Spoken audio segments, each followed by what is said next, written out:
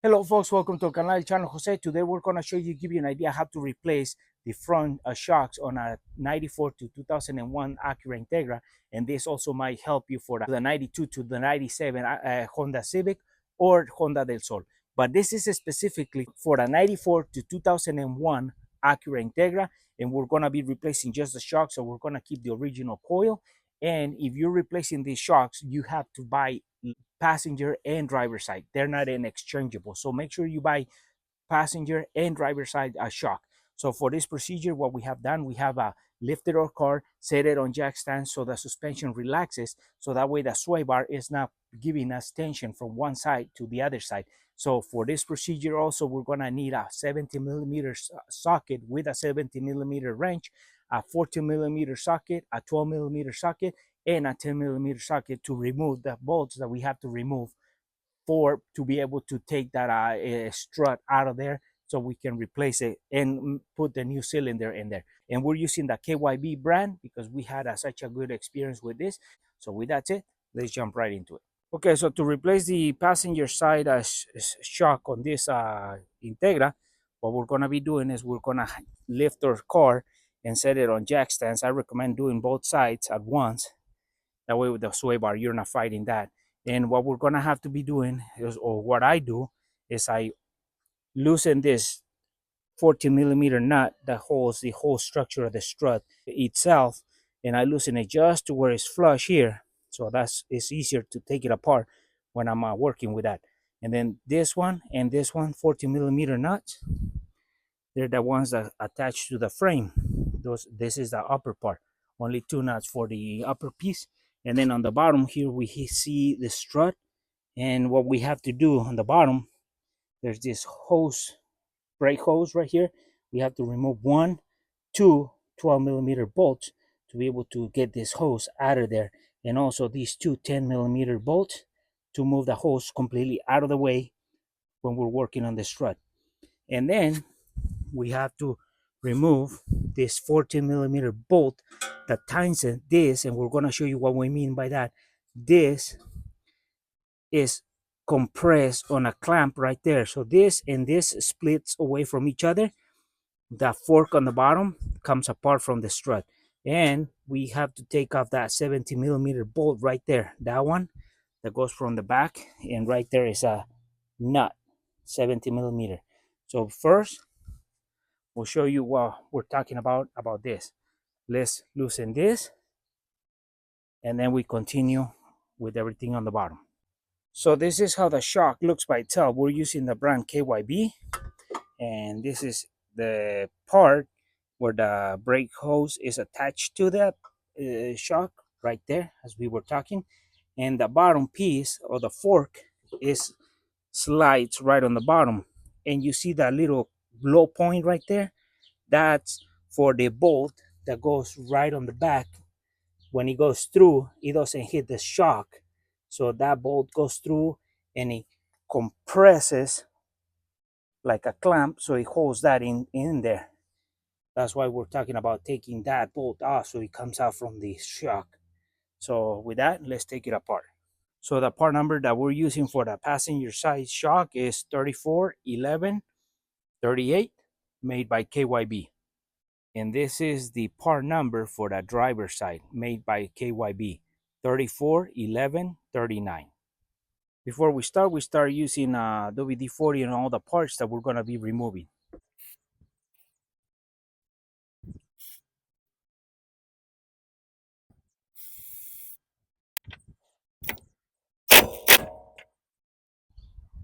You're going to be asking yourself why I did this before everything else. Is because when you do this here on the car, it's going to help you if you're transferring the whole spring and everything else into the new shock. This is going to be helpful because once it's out, you're not going to have to fight too much of the pressure in here.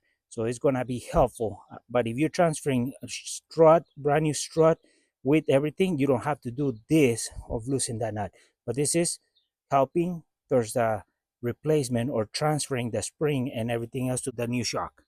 So now at this point, we can take off the two 12 millimeter bolts for the hose that goes into the strut or the shock, and then the two 10 millimeters that hole into the spindle.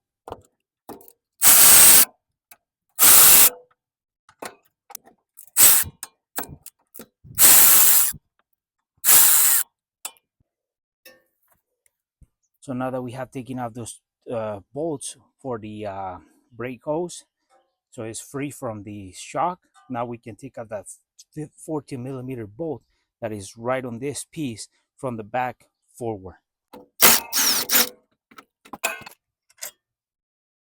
Now that we have removed the 14 millimeter bolt here on this part where the shock meets the lower fork, we can come down here and remove the 70 millimeter bolt right here. And on the front part, there's a 70 millimeter nut. So now that the bolt is out and you can't get it out because there's pressure, what you're gonna have to do is you're gonna have to push on the rotor or the spindle down so it releases the pressure between that and the lower control arm so you can pull it out. And here's a bolt that we took out from the lower part, and this is gonna be the biggest bolt that you're gonna remove. And this is a 70 millimeter bolt with the nut. So now that we have the 14 millimeter bolt that goes across off, and then we have the 70 millimeter bolt from the bottom off too, what we do is we put some WD-40 right there. And so it goes all the way around between this shock and this fork. So, and then you can tap on here, right here. So it pushes down and it comes off the split. So that's what we do. We haven't taken off the nuts from up here for this shock, for the strut. So we gotta split this first.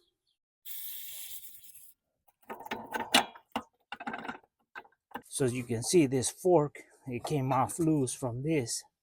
So what we do is we put it and push it outwards so it's out of the way. So when this shock or strut drops, it's gonna come out through the front, towards the front of the car. So this is has to come out first before we drop the strut. So we haven't taken off the nuts from up there, so that way it stays in place. So we work on this first. Now that this is out of the way, now we can take the strut off. So now we can remove this and this 40 millimeter nut. So the shock or the strut drops, and then we're gonna guide it towards the front so it comes down and it comes out of this whole area towards the front.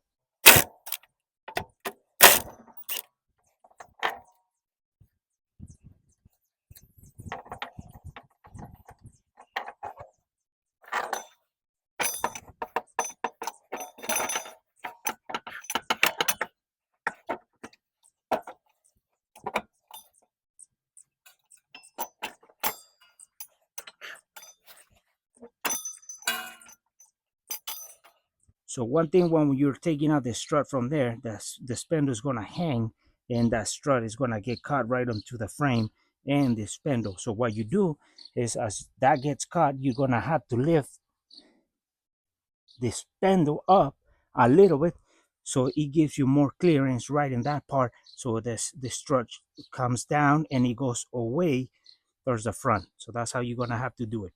So now we have this flopping around because there's a gap in the up here because we loosened that nut all the way as much as we could, just flush with the rod.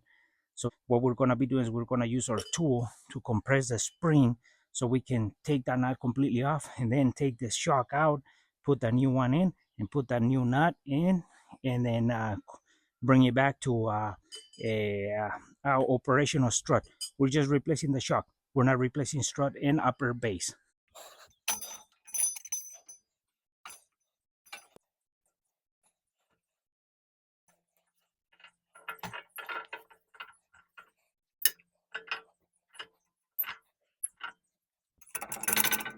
So as you can see, this is what we're looking for. We're looking for the strut or the shock to release from the spring like this. That's why we're compressing it. So now that we have done that, we take out the upper nut off, we slide out our shock, we slide in our new one, and we put the nut back on and tighten it. So we tried to do a 14 millimeter socket with impact, but it kept spinning the rod. So we're gonna have to use a 5 millimeter Allen wrench to hold the rod, and then a 14 millimeter wrench to spin off the nut from the rod while we're holding with a 5 millimeter on the rod.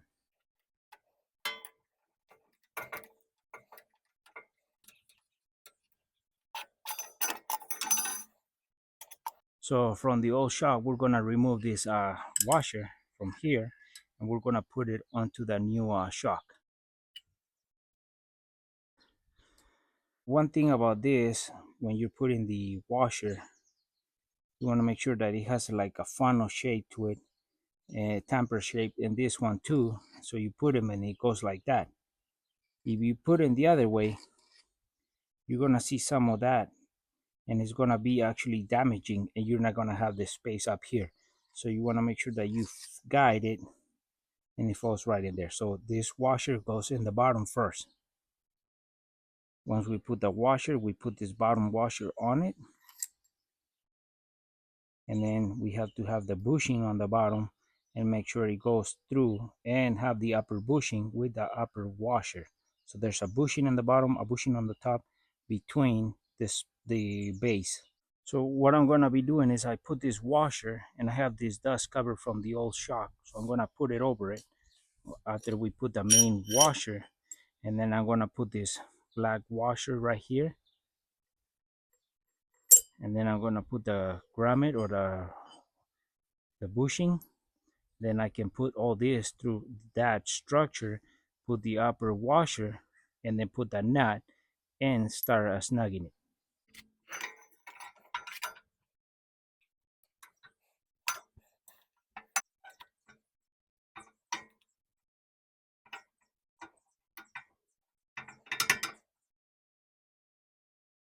So now that we have put the new shock on it, and this nut is just there with a couple threads in, we have to tighten that a little bit more, because we cannot release this pressure with a couple threads in there.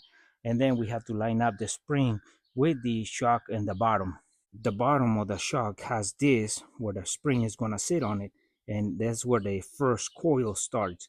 So you put the coil, line it up, and then that's where everything's going to line up with it.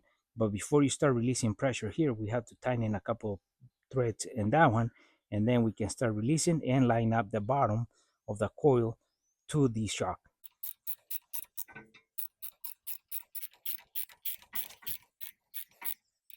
So now that we have tightened it a few threads and it's more than through, we can release pressure and set and guide this area here.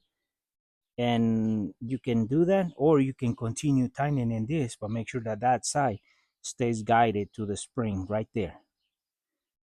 You see how that rod is the shape of the rod at the end, where you can grab it with the pliers, or well, we have a tool specially made for that, so we can hold the rod from spinning, and we can tighten it here. So we'll show you what we mean by that.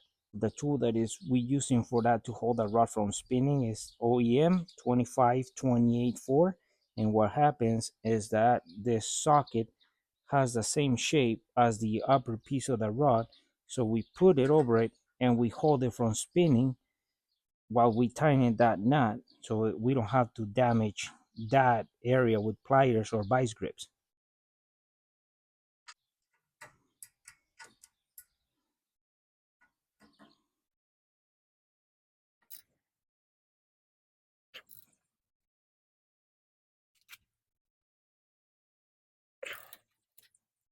So now that we have that knot tightened and everything's lined up on the bottom, we can loosen tension and let the tension of the spring set against this upper base and the lower base of the strut.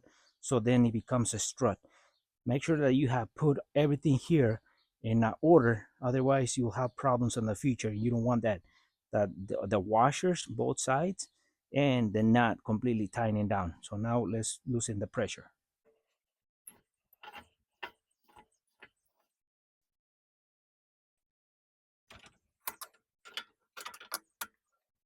So here's the strut complete. So the coil right there where it needs to be,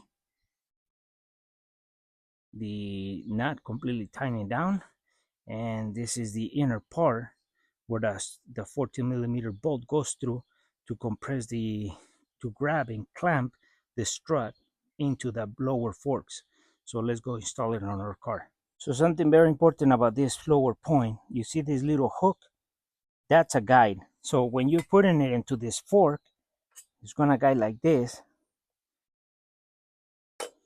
and it's gonna lock right there. You see, that's the guide. That's gonna mean that that is guided with this with an angle, and then the bolt is gonna tighten it and compress that. And that's the purpose of this low point right here, so the bolt can go through and not damage the shock. We're gonna tighten that 40mm bolt right here to show you what happens right here when this is outside. But this is the what's happening when you're tightening this bolt right when it's inside there.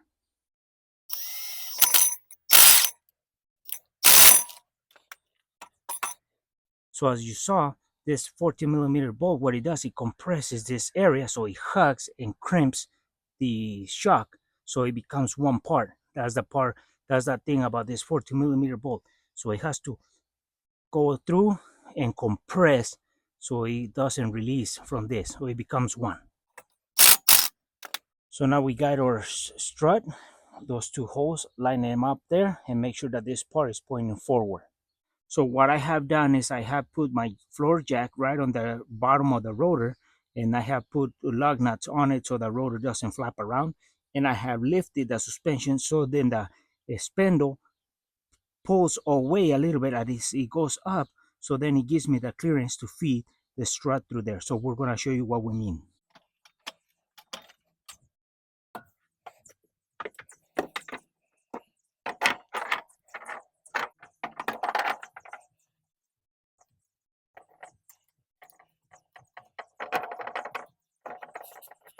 So now we just leave our strut, couple threads in there from the upper piece, just so we can move it in and out as we need for until we put everything or preset everything. So now what we're going to be doing is we're going to drop our suspension if we had to lift it to give the clearance back here, and we're going to have to present this shock to this so we can start putting the bolt right here.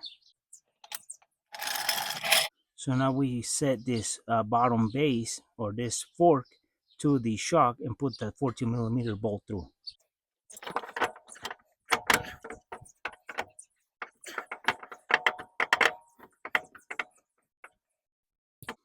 So now that we have guided that sleeve into the shock and you have felt that that groove or the little point has guided right into the crack and it doesn't turn, or is you feeling it that is right in there, we put the 40mm bolt in there.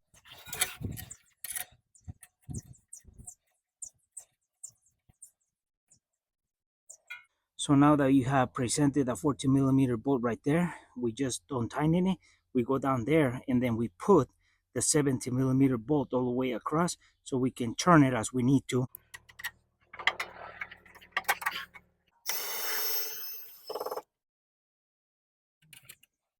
Now we can tighten that 40mm bolt as long as everything's lined up there and all the way in.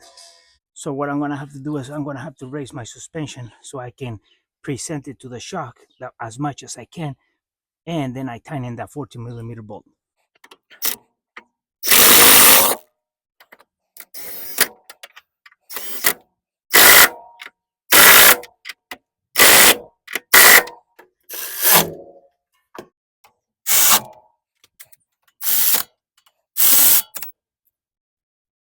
So now we tighten in the nut and the bolt 70mm for the bottom fork, or for the fork that attaches the shock to the strut to the lower control arm. And that's how we replace the front shock on this car. And what we do to the passenger side, we do to the driver's side is left and right side. So they don't fit in either side. It has its own side for each shock. So we replace the shock, not the whole strut. But if you're replacing the whole strut, you just take everything off and put the new spring with it, everything, and you attach everything. But this is how you do this replacement. And well, folks, hopefully this video was useful and helpful how to replace the front shocks on a 94 to 2001 Acura Integra. And what we did is we just replaced the cylinder. We didn't replace the whole strut. So for this, the most important part about this job is making sure that when you're taking that nut to replace the cylinder from the strut, you control and you compress and control the energy on that spring, so that way you are able to take off that nut without getting hurt. So that way you take off the whole cylinder and put the new cylinder. And another thing is that you want to lift and set your car in both sides with jack stands, so the pressure from the sway bar is not be sent from one wheel to the other wheel, and that way it makes your job easier. So with that said, folks, for friends who are watching the video haven't subscribed to our channel, please subscribe. If you like our video, give us thumbs up, share it, and we'll see you soon with more videos here in el canal El Chano Jose.